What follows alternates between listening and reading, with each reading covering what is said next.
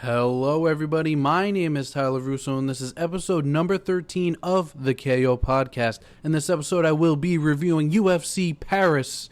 Man, what an event that was. We'll get to that soon.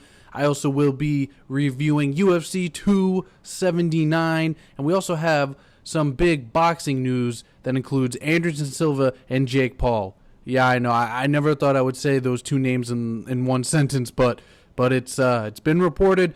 Ring that bell. All right, and of course we are starting off with the UFC Paris card. Man, what a crowd that was. That crowd in Paris, France was really ready for the fights. This was the first ever UFC event held in Paris. Not too long ago, MMA was outlawed in Paris. Bellator went to Paris.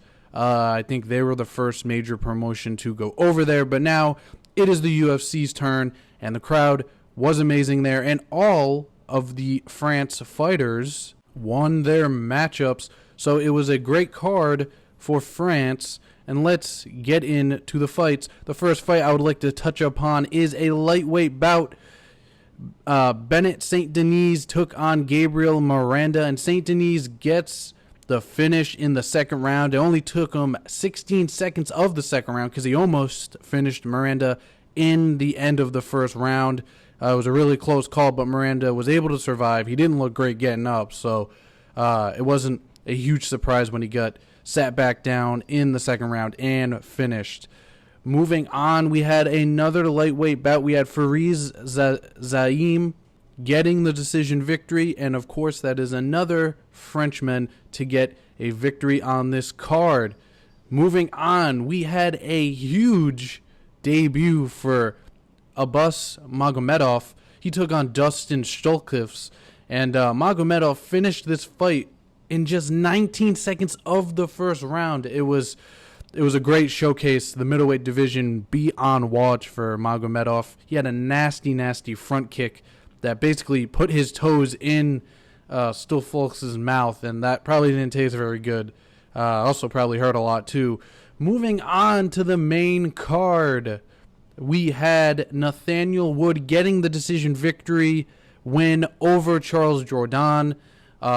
Wood only fought about a month ago, and he looked great as a featherweight. I said it on the podcast that he's definitely a player in the featherweight division. So I think that, this move up for him is nothing but good for him, really, because he was killing himself to get down to the bantamweight limit. So now that he doesn't have to cut all that weight, I think he's, it shows in his body of work. His power is better. His speed's amazing. Charles Jourdain is not a slouch. He is a great mixed martial artist, and Nathaniel Wood got the decision victory over him. Moving on, we had William Gomez taking on Jabo Urens, and he got the decision victory. That is another Frenchman who won. And then in the next bout, we had a middleweight bout. Alexei Di Chico taking on Roman Kalplaksov. I think that's how you say their names. I apologize if I butchered them, but Kalplaksov got the stoppage in the third round. And the next matchup was Nardine Imava taking on Buckley. This was a fight that I was really looking forward to on this card, and Imava gets the victory by decision. Buckley did have a very gutsy third round. He did not stop fighting, so credit to Buckley. And moving on, we had for the co-main event, a middleweight matchup, Robert Whittaker taking on Marvin Vettori. And Robert Whittaker, what a masterclass this was. It really showed that he is still levels above everybody else but Adesanya. And, I believe he said that he wants to stay in the middleweight class, and he wants to get another shot at that title. And, if he wins, 3 more fights, I think it's possible for that Adesanya fight to be made if Adesanya has that belt at the time, because in a couple months Adesanya is going to be facing Pereira, and so let's not get too ahead of ourselves. But Robert Whittaker, it was a great performance, and he really proved again that just there's levels to the game, and he's still one of the elite middleweights. And moving on to the main event, man, this was an exciting fight. It was a great fight to cap off this extraordinary fight card. We had heavyweights Ciryl Gane and Tai Tuivasa, and man, what a slugfest this was. Gane threw some huge head kicks, and I don't know how Tuivasa ate those head kicks without going down the first couple times, and again, just Gane with those body kicks. Just, oh man, you could see the pain, just the body language of Tuivasa, just really the energy getting drained from Tuivasa from absorbing so many of those body kicks. Oh man, it was just insane. I mean, I was in pain looking at the shots that Tuivasa took. But Tuivasa, he took those shots and he kept moving forward until he couldn't. He got knocked out in the third round. It was a war, and Ciryl Gane, I've never really seen him have a situation where he had to kind of be a little bit more of the aggressor. Like, they were both throwing bombs. They were both really excited to be there, and I'm sure Gane was really pumped up to be there in France. This was his first fight ever in France, obviously. And, it was a great main event. And, my hat's off to both heavyweights for putting on an amazing show. UFC 279 is upon us this weekend. Man, I am excited for the main event. I'm excited for this card. Oh, man, this is going to be a great fight week leading up to the card as well. I mean, we got the press conference coming up, and it's just going to be a great experience for every mixed martial artist fan. Let's get to some of the fights that I would like to point out. All right, first fight of the night, we got Darren Weeks, he's a very interesting fighter, Darren Weeks, because he came into the UFC 5-0. He's now 5-2, so he went 0-2 in the UFC, but his two losses are against really they're just studs of the welterweight division. Really, he lost to Ian Gary, and he also lost to Brian Barberano. Those are guys that are not tough outs, and I believe he took one of those fights, if not both of them, on short notice. So I'm glad that he's getting a fight that he hopefully was able to have a full training camp for. Moving on, in the women's strawweight division, we have Melissa Martinez taking on Ellis Reed. And Melissa Martinez, she is making her UFC debut. She's 7-0. I believe she's only 25 years old. So, she's a name to, if she wins on this card, she is a name to keep in mind in the strawweight division. Moving on to the women's featherweight division, we have Norma Dumont taking on Danielle Wolf. Wolf, if you forgot, she earned her contract on Dana White's Contender Series. So I'm very interested to see this matchup. Unfortunately, the women's featherweight division doesn't really exist, so it's kind of hard to get excited for women's featherweight matchups because it's really Amanda Nunes and no other rankings below her. So it's the landscape of the women's featherweight division is kind of confusing right now. It's I don't like what they do is like they just bring bantamweights in and they have them fight for the 145 title. I mean, it kind of takes away from that division, and it's kind of been at a standstill. I know Amanda Nunes, I know she defended the title, but I don't know. I think they definitely need to sort out a ranking system. They have to put a list together at some point. So, anyways, moving on to more of the prelim card, we have a fun heavyweight matchup. We got Jake Collar taking on Chris Barnett. Chris Barnett is such an exciting fighter. He's got that Taekwondo background, so he can throw spinning kicks.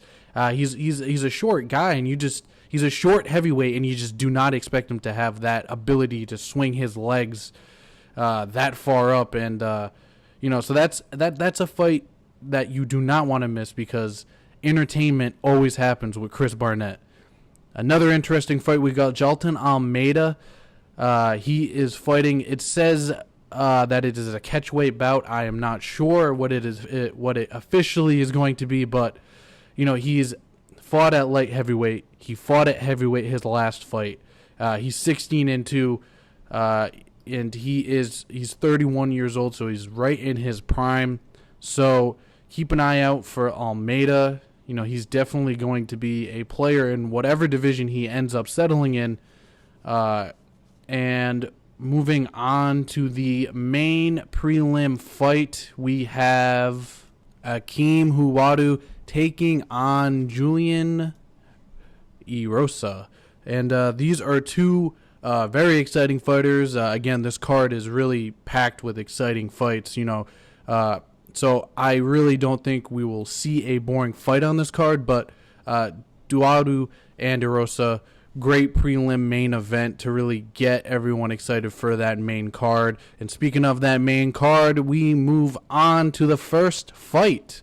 We have Johnny Walker taking on Ion Kutibra. And Johnny Walker, I mean, his last fight out, he got knocked out cold. It was one of the craziest knockouts I've seen, really, because of his body's reaction to it. I mean, his hands just like flailed up in the air, and he fell back so hard. It was a temple shot. So that's how powerful Jamal Hill is. But anyways, you know, both of these guys, obviously, they're both all action fighters, and it's been to both of their detriment, really. I mean, they've struggled with the upper echelon guys in this light heavyweight division. So it's going to be interesting to see what happens to both of them. I mean, after the end of this, you know, after the end of the fight, if Johnny Walker loses again, you know, where's his placement in this in the UFC? You know, I mean, he had such a hot start, but he's really dimmed. You know, he's really faded out a little bit. Our next fight takes place in the women's bantamweight division. We have Arlene Aldana taking on Macy Chiasson. This is going to be a striking affair, I believe. I mean, Aldana, she's got 13 wins, and 7 of those wins are by knockout. I mean, she's a very, very powerful woman for this weight division, and she's always fun to watch. And Chiasson, you know, she always brings that forward pressure. She's always walking forward. So, you know, again, we're going to be in for a striking affair. We have another catchweight bout. We got Kevin Holland taking on Daniel Rodriguez. This is another really entertaining fight. Kevin Holland, come on, how can he not be entertaining? He's entertaining even when he's not fighting, or he's entertaining when he's talking and fighting at the same time, or he's saving people. I mean, this guy's everywhere. But Daniel Rodriguez, he's a tough guy. He's not going to back down from anybody. And I believe this was a catchweight bout because of some type of short notice. I believe I can't really remember what the exact situation was, but Holland Rodriguez. I'm thinking this might be the people's main event, but let's see as we review the next fight. Welterweight co-main event, we have Li Jinliang taking on Tony Ferguson in the welterweight division. Tony Ferguson has not been in the welterweight division since he won the Ultimate Fighter. This is a really interesting fight, to be honest. When I saw it, I don't know, I don't really know if it makes a lot of sense for Ferguson. I mean, he's obviously coming in off of that brutal front kick knockout that knocked him out really for the first time in his career. So I don't know if the, you know, not cutting the weight, I don't know if that's really going to help him at all. I mean, Li Jinliang is he's a knockout artist. And, I mean, I know Tony Ferguson, I know he's known for his chin. And, but after that last fight, I mean, it's so hard to not see that happening again to him. And he leans, you know, like Michael Chandler, I think, was saying, like, he leans really forward with his stance. So he's got to move his head back a little bit. I mean, yeah, Li Jinliang he's just gonna go after Tony Ferguson. He's gonna be a powerful force in there, and I don't know, I don't want to doubt Tony Ferguson, but my heart says, Tony's going to win, but my mind's telling me that Jing Lang is going to win. I mean, he's a powerful puncher. It should be an exciting main event. We should get a finish either way, whether it's Ferguson or Jing Lang finishing. So hopefully that is an exciting fight. Now, moving on to the main event, we have Khamzat Chimaev taking on Nate Diaz. Oh, man, when this fight got announced, I double-checked my phone. I double-checked the source that posted it, and it was verified. And, man, I mean, Nate Diaz, he wants out of his contract. Who else but to give him his walking papers is Chimaev.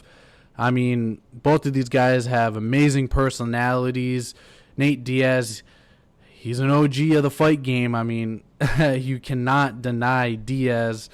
And, obviously Chimaev, he's younger. He has the better wrestling. But you can never count out Nate Diaz. He almost finished the new welterweight champ, Leon Edwards. He almost finished him with like a minute and something left in that 5th round. That fight was crazy, and that just proves why you cannot count out Nate Diaz. Now, Chimaev, he's got to fight within himself. He did not fight within himself against Burns. He was headhunting. He was trying to knock out Burns. If he does that with Diaz, he's going to gas himself out, and he's going to get submitted in the 4th or 5th round, or he might even get finished in the 4th or 5th round because, I mean, Diaz, he's got ungodly cardio. Like, he can go for days. And Chimaev, he's shown that he can get hurt. He's shown that he can get tired. So he really has to fight smart. He cannot try to take Nate Diaz's head off for the full fight. I mean, Diaz has not really been finished since Josh Thompson finished him back in like 2013 or 14, I believe. So it's been a long time. Yeah, he did get a TKO loss because of a doctor stoppage, but that's a little bit different. So Chimaev, he's got a tall task in front of him. I really hope Chimaev isn't overlooking Diaz because, there was some stuff on social media that him and Paulo Costa were getting into it at the UFCPI.